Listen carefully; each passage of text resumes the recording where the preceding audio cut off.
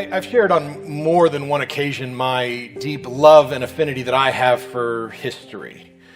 Even to the point that I've shared with you that before I felt the call to go into ministry, I wanted to be the world's coolest history teacher, which is a pretty low bar, but I think I would have surpassed it. But I've always been fascinated by history and the elements of it. And one thing that we know is that oftentimes the study of history is often the study of the various wars that happen throughout history. It's kind of interesting to look at how these things get started, what happens throughout them, who the heroes of those wars are, and ultimately how and when those wars end. And oftentimes there are incidences or moments that we can pinpoint to say this is when things got started, this is when things ended. For instance, it is widely accepted that World War II began in September of 1939 when German forces invaded Poland, not but a few months removed from signing a non-aggression pact. We're not going to hurt anybody that invades Poland. Nice guys, right? But we can also point to the idea that is widely accepted that the World War II ended in September of 1945 when Japanese forces surrendered to Allied forces, thus bringing the final surrender of World War II. But you'll notice there that I said the term widely accepted, not completely accepted. Because for at least one Japanese soldier, World War II did not end until 1974.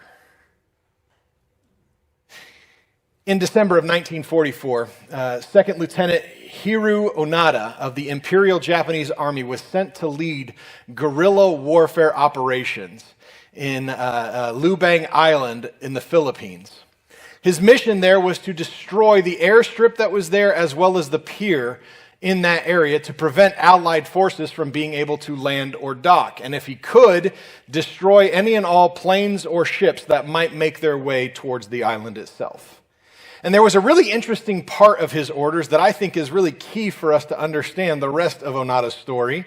And that order was, under no circumstances was he to surrender or end his life. So no matter what happens, no matter how the battle plays out, Onada was expected to keep fighting until he was dead, and not by his own hand. So when the fighting and aggression took place, and it was very, very clear to everyone on that island that, no, the Allies were going to take this one for sure, Onada and 3 of the other men that were there fled into the local caverns in the mountains that were up there. Just the 4 of them hanging out in this cave, trying to figure out what their next step is to do. And since they didn't know exactly what they should do, the thought was, well, let's just keep fighting. That's what we're here to do. That's what we're going to do. They survived by living off of wild fruits like bananas and coconuts. They would occasionally make their way into some of the local villages to steal things like rice or cattle. But they just kept fighting because they thought that's what they're supposed to do. And over the course of time, they actually are responsible for at least 30 deaths of villagers. They killed these people believing them to be spies for the Allied forces, trying to pinpoint their location. Every day spent in fear of being found out one day, but continuing the fight nonetheless. It wasn't like they weren't told that the war had ended either.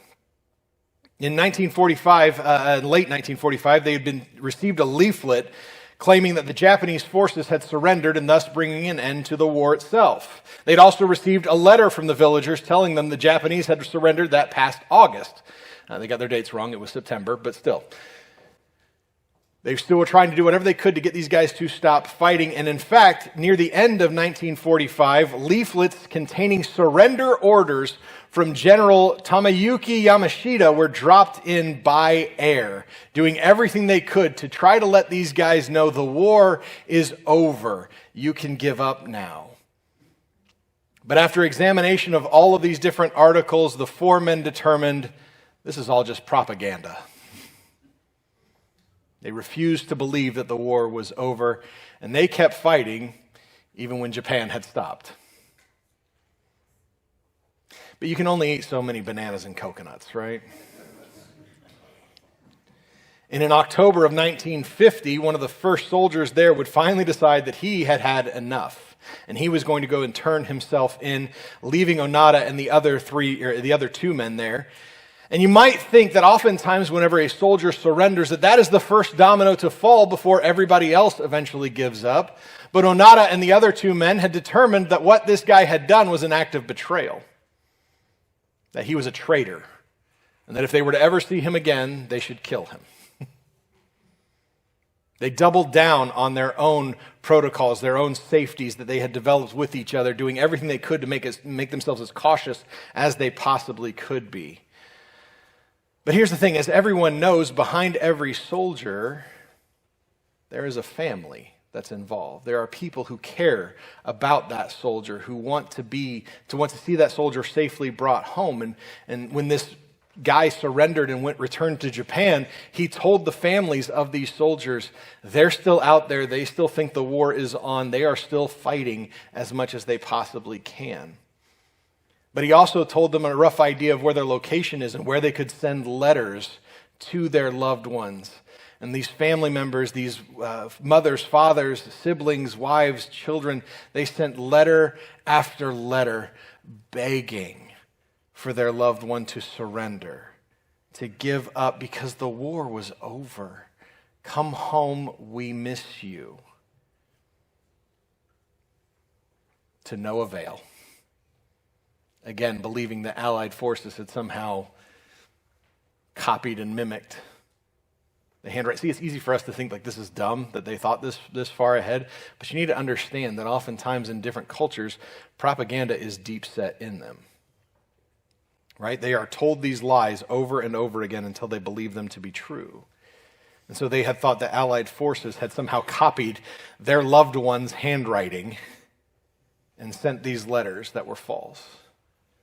And so they kept fighting, going over and over and over again into this towns, facing shootout after shootout amongst the locals and the police. And in May of 1954, one of the three remaining soldiers, carrying on a war that had been over for about a decade at that point in time, was killed in a shootout with the Philippine Army. The Army just happened to be in the area doing a training exercise when they found him. And in an effort to try to defend himself, he was killed, and yet still 2 men remained. By October of 1972, those 2 men were now worried that the Japanese army must think that we were killed or captured. They don't know that we're still out here. They've not sent us any reinforcements. They've not called for us. Maybe they think that we have deserted them. And so they needed to find some way to express to the Japanese army, we're still here, we're still fighting, we're still doing what you've asked us to do. But how do you do that with just 2 dudes? Well, they discovered that in one of the local villages that when they did the rice harvest, they would oftentimes leave the rice piled up in areas to dry out, to finish getting ready before they could process it to be eaten. And so what better or more spectacular way to draw attention to the fact that we're still here than to light that rice on fire? And so they went into the village, they set the rice ablaze. But here's the thing, local farmers don't like it when you mess with their crops. And oftentimes, local farmers, regardless as to what culture they're in, they're armed.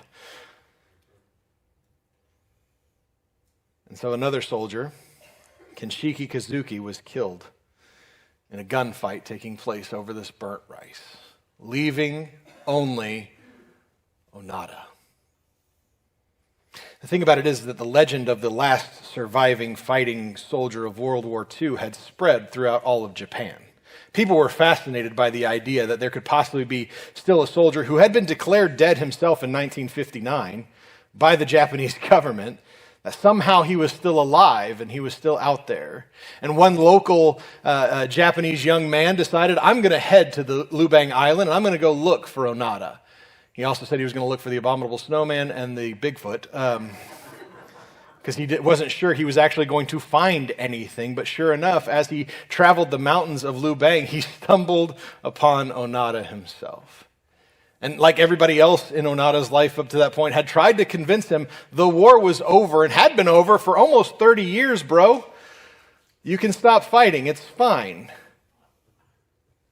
But that's when Onada told him that the only way he would believe that the war was officially over, the only way that he would surrender himself up, was if he received orders from his commanding officer, Yoshimi Taniguchi.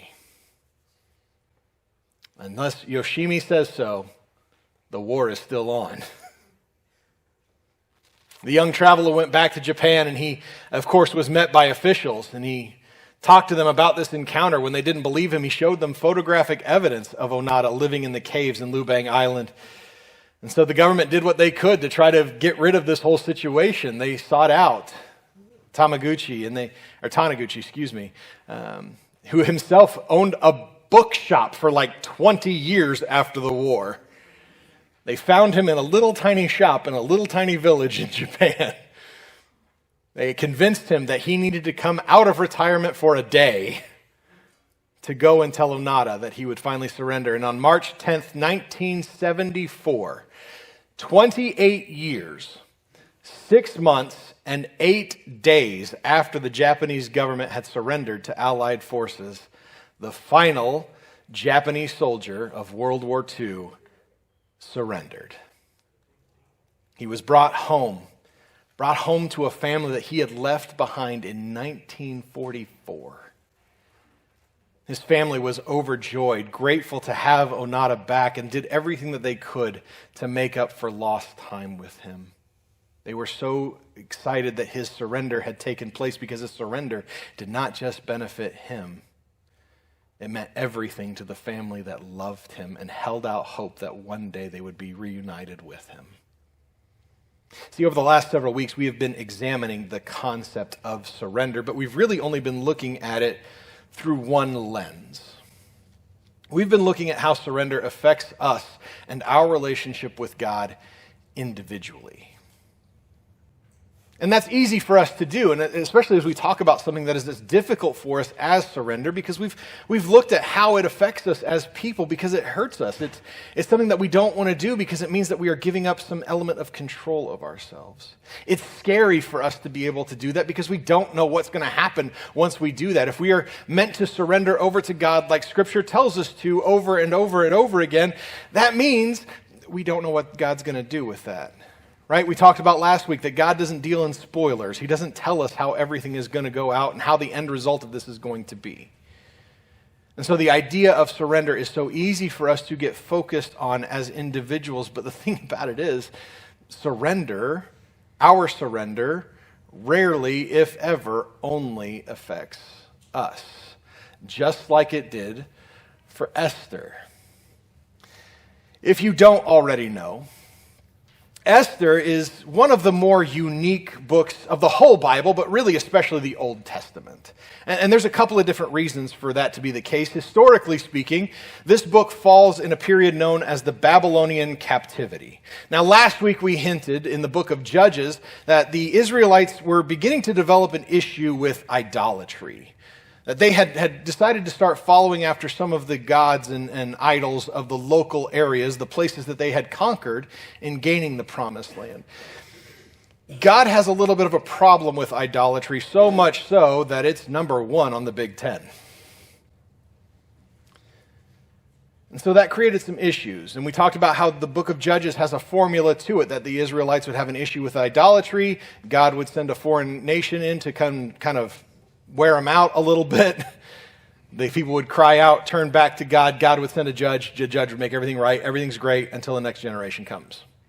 Over and over again, rinse, repeat. And on it goes. And that issue did not change even with the installation of things like kings.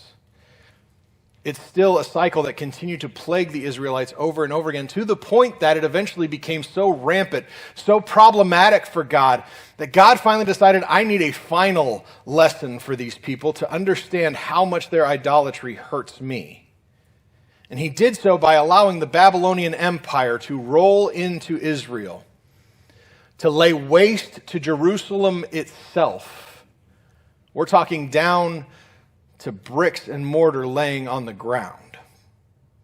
And then to take the people of Israel back into Babylon, into captivity, to work, to serve, to be removed violently from the promised land.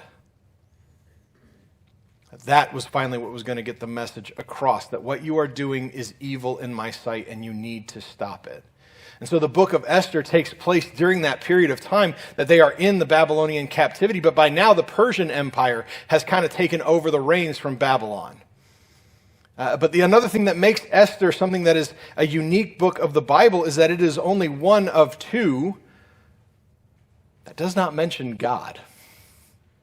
The other one being Song of Solomon, which if you've ever read Song of Solomon, let's not bring God into that, please.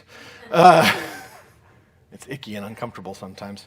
But Esther does not mention God, and yet it is impossible to read through the book of Esther and not see God's hand moving.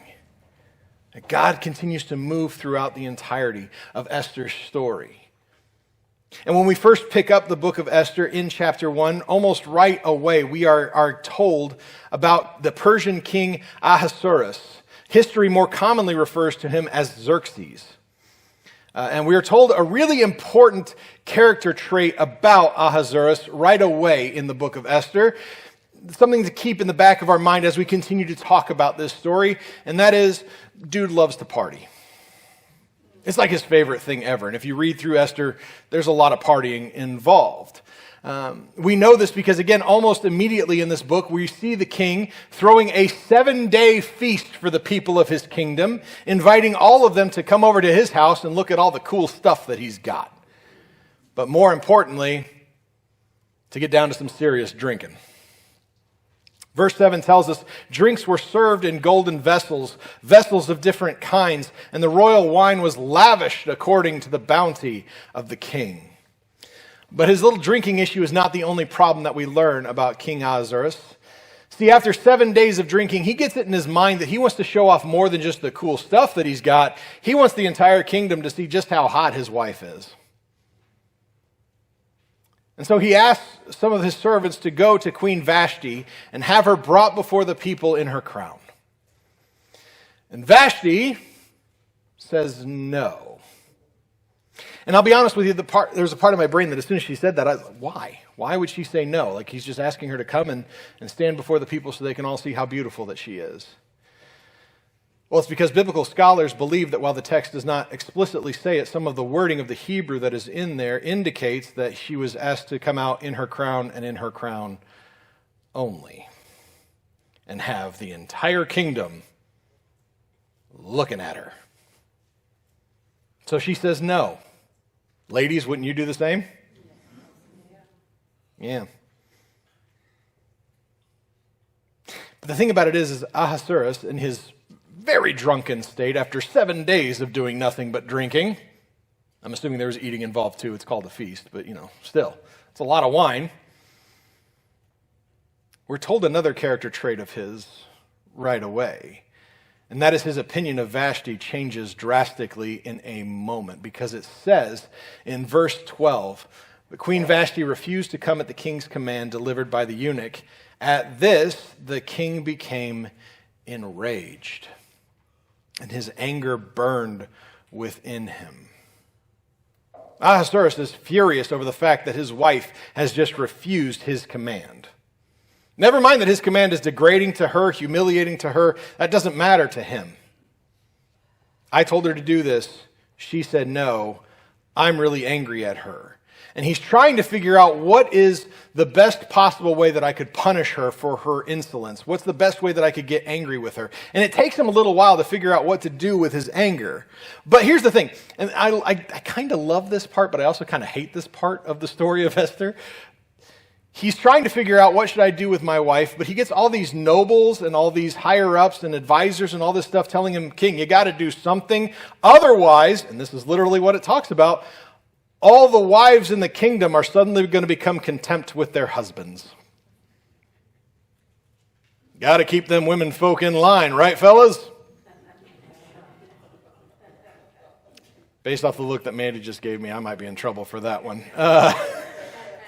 It's going to be a fun afternoon. Anyway, but the result of Queen Vashti's refusal, the end result of all of this, is that she is no longer queen. It doesn't out and out say that he ended her life. It just simply says she is no longer queen. And I only really know of one way that women who were queen are no longer queen. This shows that Ahasuerus, while he does love a party, he can have very sudden and pretty aggressive shifts in his mood. And that's important for us to keep in the back of our mind, because what better place for us to introduce our hero, Esther. See, after the king removes Vashti, he decides that he still needs a queen, right? Still needs somebody to reign beside him, still needs somebody to give him heirs, some people to secure his kingdom. So they decide that they're going to have a contest that's a little bit different from American Idol. The king decides to send out his servants and workers to go out into the neighborhoods and to find the most beautiful women so that they could become a harem for him. And I'm pretty sure that in the 18 years now I've been doing ministry, that's the first time I've ever said the word harem in a sermon. So there you go, Will. You've gotten boogie and you've gotten harem today. So, yeah. It says in verse 4 of chapter 2, "And let the young woman who pleases the king be queen instead of Vashti. This pleased the king, and he did so." If this whole idea makes you somewhat uncomfortable, you're not wrong. It should, at least a little bit. But then the text tells us of somebody else who's really important to this story. It tells us of a man by the name of Mordecai. Mordecai was a Jew himself, brought into the Persian area from the Babylonian captivity. He has been living under this reign for a long time, but he is also taking care of a young woman named Esther. See, Mordecai was the cousin of Esther. She was his uncle's daughter, but her parents either didn't survive the Babylonian captivity or have since passed, and Esther had no one to take care of her. And so Mordecai, out of the kindness of his heart and his love and his devotion for his family, decides to be the one to make sure that Esther's needs are met, to make sure that she is taken care of. But Esther is awfully beautiful, like stunningly. Anybody who has eyeballs can look at Esther and say, that's a beautiful lady, just like Mandy. Hey, I dug myself a hole. I got to work myself out, okay? But that's the case. Like so he decides that maybe Esther should be involved with this whole really weird contest, that maybe somehow this could lead to her becoming queen, or at the very least, she can go and live under King Xerxes' rule and reign in his home as part of his harem, and she'll be better taken care of than what I can do on my own. And so he decides to give her up to this. But there's a really interesting part of verse 10 that it tells us something really important. It says that Esther had not made known her people or her kindred, for Mordecai had commanded her not to make it known. So she's not told anybody that she is Jewish. She has not told anybody that she is part of the captives that have been brought over here. She is keeping that to herself, and Mordecai has done so very realistically. And part of the reason why, I think, might be if it's found out that she is part of the captives, well, then that's going to disqualify her, that she'll be kicked out. And he wants to make sure that she at least has an opportunity for a better life than what he can provide for her. So just keep that to yourself if you don't mind. After some time, it becomes Esther's turn in this strange contest, and she gets to spend a little time with the king. And verse 17 shows us the end result of that time spent with the king. It says, "The king loved Esther more than all the women, and she won grace and favor in his sight more than all the virgins. So he set the royal crown on her head and made her queen instead of Vashti." Everything about Mordecai's idea of trying to give Esther a better life than what he could provide has just paid off, and paid off big. Because now, the young woman that I've been in charge of for all these years, who I have taken care of, who I have raised in my own home, she is now the queen. Understand that in one moment, she goes from being a captive with very little rights and probably nothing to her name, to now being the queen of the most dominant and powerful nation on the world. That's a good day, right? Everything has worked out for Esther to be in a very important position in her life. Because of her beauty, because of her grace, she stands head and shoulders above all the other women who participated in the really weird contest to try to find a new queen. Everything about this everybody is excited about this, but no more so than the king himself, who's so over the moon that we read in verse 18, it says, the king gave a great feast for all his officials and servants. Dude loves to party. It was Esther's feast, and I kind of hate this line, but I also kind of love this line. He also granted a remission of taxes to the providences and gave gifts with royal generosity. He's so happy he throws yet another party, and he says nobody has to pay taxes for a while.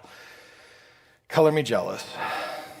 About the taxes. I don't care about the party. But after all this kerfuffle is done, and I got to go very briefly here. I want to challenge you because, again, Esther is like everything else that we've talked about in the midst of this series. I can't possibly go through the entire story, line for line, detail for detail. Esther is a unique read. It's got a lot of political intrigue in it. So if you're interested in something like that, let me tell you very briefly, Mordecai discovers a plot against the king, and he stops it, thus winning him favor with the king. I wish I could go into more detail. We ain't got the time today. Although it's, the snow is bad enough that maybe you guys want me to, right? No? Okay, cool. All right.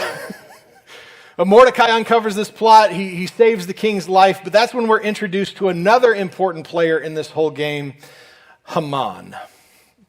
Haman is essentially second in command of the entire kingdom, and he is really, really, really proud of that. So much so that he has worked things out to where everyone in the kingdom is supposed to bow whenever he is around them. They are supposed to show that kind of honor to him, the same kind of honor that they would show the king himself. But for some reason, and we're not really told why, Mordecai really doesn't like Haman. And so when Haman is around and Mordecai is outside of the courts hoping to get a word with Esther if he can, Mordecai refuses to bow. You're not the king. Who cares? And Haman doesn't like that. He doesn't like that so much so that he starts burning with hatred towards Mordecai, but that hatred begins to spill out. And he starts to come up with a plan about what to do with all this sort of thing. And so it says in chapter 3, verse 6, it says, but he disdained to lay hands on Mordecai alone. And so as they made known to him the people of Mordecai, Haman sought to destroy all the Jews, the people of Mordecai throughout the whole kingdom of Ahasuerus. You got to really, really hate someone to want to see an entire race of people wiped out just because he happens to be that race. Right? That is a level of hatred that, frankly, I don't understand. I don't know, does the same thing apply to like football fandom? Because if they're wearing a Seahawks jersey, go Niners. Okay, for maybe you guys, if they're Michigan. Right. Okay. Anyway, we're getting off track.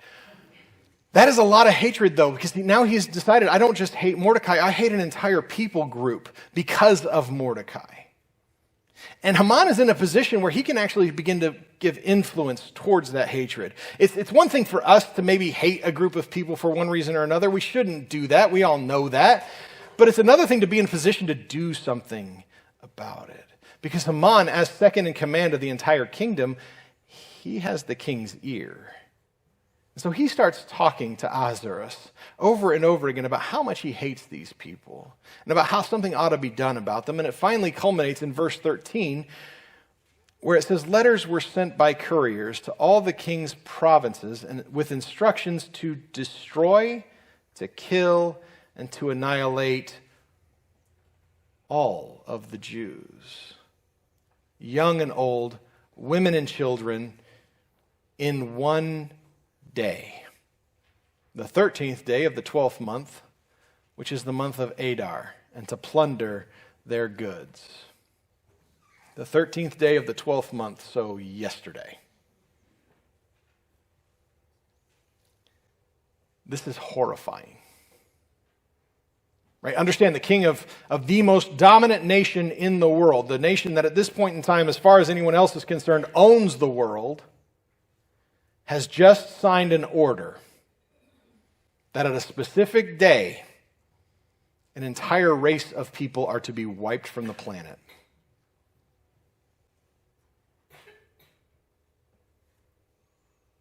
If we don't find this horrifying, then there's something wrong with us. As you can imagine, the Jewish people themselves, they're pretty horrified with this. Right? They now know the day that they're going to die, unless something happens to change it otherwise. Mordecai himself is completely horrified by this whole prospect, to the point that he rips his outer cloak, he puts on sackcloth, which at that point in time was the symbol to let the world know I'm in mourning. For us today, it's if somebody wears all black all the time, that we recognize that person is going through it right now. In this time period, it was a sackcloth to show the world that he is in mourning. But Mordecai knows somebody. He knows somebody who's in a really important position. He knows somebody else who may, just may, have the king's ear as well. And so in chapter 4, verse 8, it says, Mordecai gave him a copy of the written decree issued in Susa for their destruction, that he might show it to Esther and explain it to her and command her to go to the king and to beg his favor and plead with him on behalf of her people. Esther is maybe the only person who could change the king's mind. She is almost perfectly placed in this position to be able to do something about this, almost as if it was divine providence that she's there.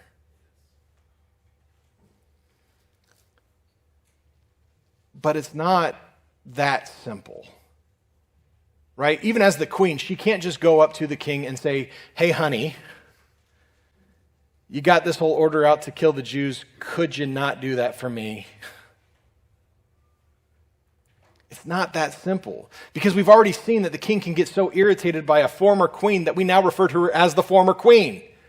That he can shift his mood so much so that he can become violently aggressive towards people who do something that irritates him. We know that he can switch from being happy with someone to hating them in a minute.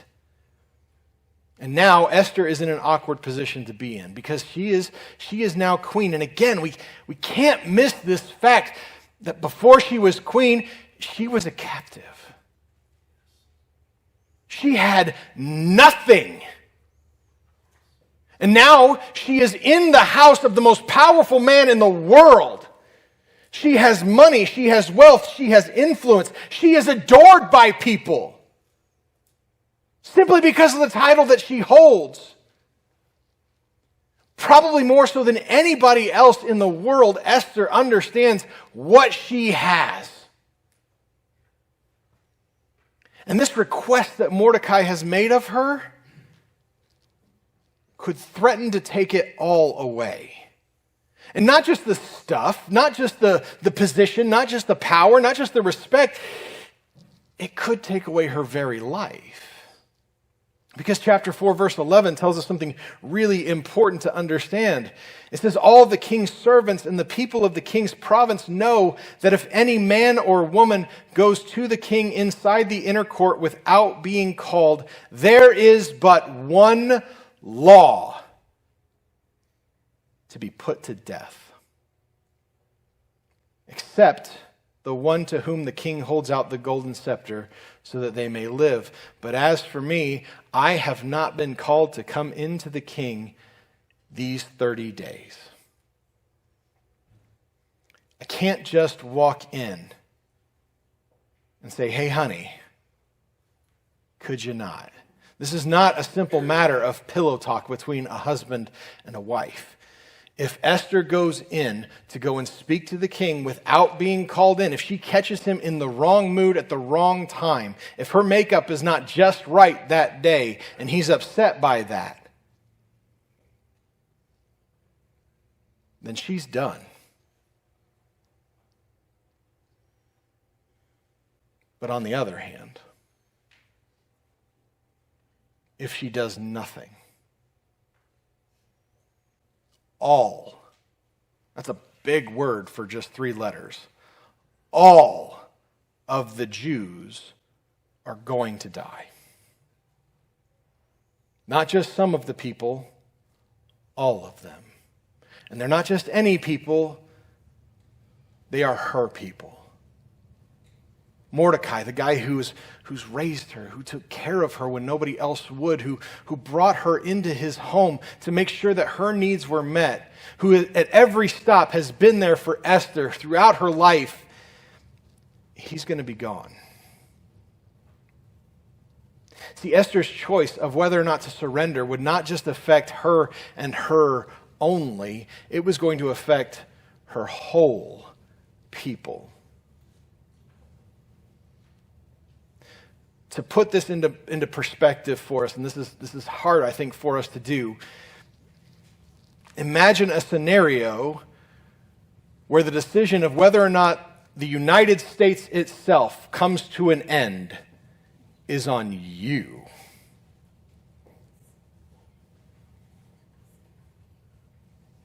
Right? Forget any superhero movie you've ever seen. This is on you and you alone. No pressure. Every person that Esther has known throughout her life, all of her friends, her family, her loved ones, the people that matter most to her, their lives are at risk. And the only person who can do anything about it is her. But if she does something about it, she could lose the life that she just got. She could lose her position, her power, her admiration, the money. Any of that stuff could all be gone if she decides to do something about this. But when you weigh what she could lose to what could happen to her people, there's not really a choice, is there? Verse 16, she says, "Go gather all the Jews to be found in Susa, and hold a fast on my behalf, and do not eat or drink for 3 days, night or day. I and my young women will also fast as you do. And then I will go to the king, though it is against the law," and I love this, "and if I perish, I perish." Something that we always seem to lose sight of in our lives. And I don't know how we do this, we just do this. We always seem to lose sight of the fact that the choices that we make rarely ever affect only us. It's easy to forget that because when we make the choice ourselves, we're naturally going to be the one who almost always is the most affected by that choice. But we always have people around us who are also affected by that choice. I think as we become parents, we start to understand this a little bit more because now I'm not just making choices for myself. I'm not just making choices for me and my spouse. I'm making choices that could affect their lives. Whenever we decided to make the decision to move here, it was a very difficult decision for us to make because it wasn't just about us. We were asking our daughters to leave behind the friends and the school and the loved ones that they knew in that area. It wasn't just as simple as Brandon and Mandy want to move to Ohio. It was also going to affect Robin and Adrian too. And it went beyond that point as well, because every choice that we make, it does not just affect us. It affects the people who care about us. It affects our parents, our loved ones, our kids, our grandkids. It affects everybody that's within our circle. Sometimes it has an effect on people that we would not think it would have an effect on until the choice is made. Every choice that we make has ripple effects to the people that are within our circle. And understand that surrender calls us to be obedient to the call of Christ. Right? We have said that from the very beginning of this series, that surrender is being obedient to the call of Christ in our lives. But when we do that, when we lay down our wants, our desires in pursuit of what Jesus says is better for us, we are not the only ones affected by that. In fact, others are going to see that faith. They're going to see that surrender take place within us. They're going to see the change that we undergo as surrender begins to take hold in our lives, and it might inspire them to do likewise. And that's not Brandon saying that. Jesus himself says this in Matthew chapter 5, verse 16. It says, "In the same way, let your light shine before others, so that they may see your good works and give glory to your Father who is in heaven." The choice that we make to surrender, it will certainly impact our lives, and it absolutely will impact our lives, but it will also have an impact on the people around you more than you think it will. Right? We still have this tendency to think that if I surrender to God, that is a personal decision that I make. And yes, that is true. But that choice is going to affect people that are around you. Esther's decision about whether or not to surrender what she wanted in her life and the position that she had, which is a great position to have in life, she is surrendering that in pursuit of saving her people. And while we don't have time to cover it, let me give you the spoiler warning here. It worked out. Right? Everybody got saved. Haman himself actually wound up being hung on the guillotine that he had set up for Mordecai. Right? Everybody loves irony. Go read the rest of the book for yourself. I promise you it's going to be worth your time. But what if she didn't make that choice? What if she had made another choice? Let me bring up a different way of thinking about this. Think back to Onada. Because with every choice that we have, there is the possibility of another choice. Onada for 30 years refused to surrender. And when he finally did, he got to have that time with his family, but that's 30 years that they didn't get to have with him. That's 30 years spent without fear, spent without worry, spent without concern that they cannot get back. When we continue to refuse or resist surrender, we are not just robbing ourselves of the fullness of God. We are robbing the people who will be inspired by that choice, the people who will see the change within us and want that for themselves.